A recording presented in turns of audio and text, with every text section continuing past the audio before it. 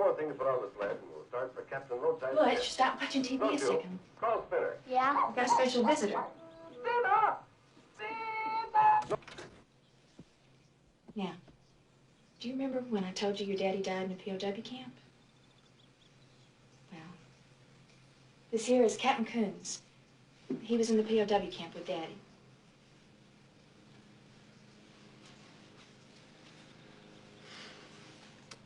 Hello, little man. Boy, I sure heard a bunch about you. See, I was a good friend of your dad's. We were in that Hanoi pit of hell together over 5 years. Hopefully, you'll never have to experience this yourself, but when two men are in a situation like me and your dad were for as long as we were, you take on certain responsibilities of the other. If it had been me who'd not made it, Major Coolidge, you'd be talking right now to my son, Jim. The way it turned out, I'm talking to you. Butch, I got something for you.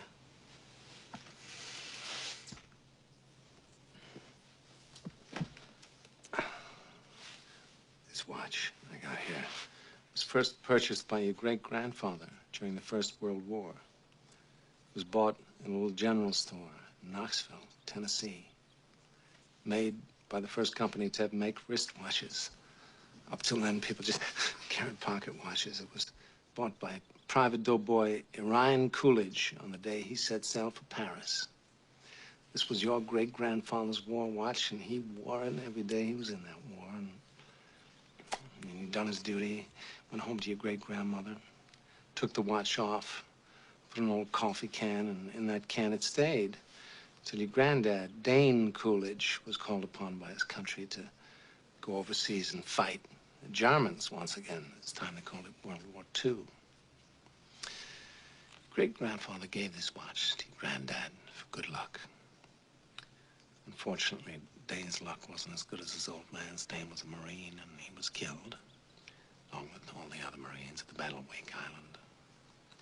Granddad was facing death. He knew it.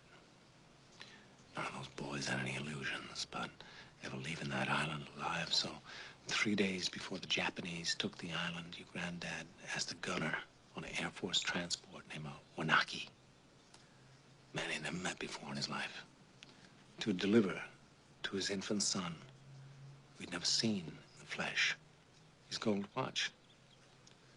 3 days later, your granddad was dead, but Wanaki kept his word.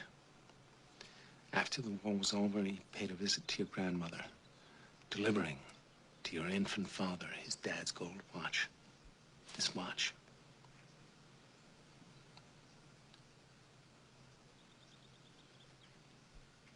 This watch was on your daddy's wrist when he was shot down over Hanoi. He was captured, put in a Vietnamese prison camp.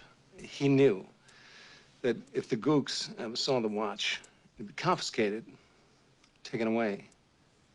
The way your dad looked at it, this watch was your birthright. You'd be damned if any slope's gonna put the greasy yellow hands on his boy's birthright, so he hid it.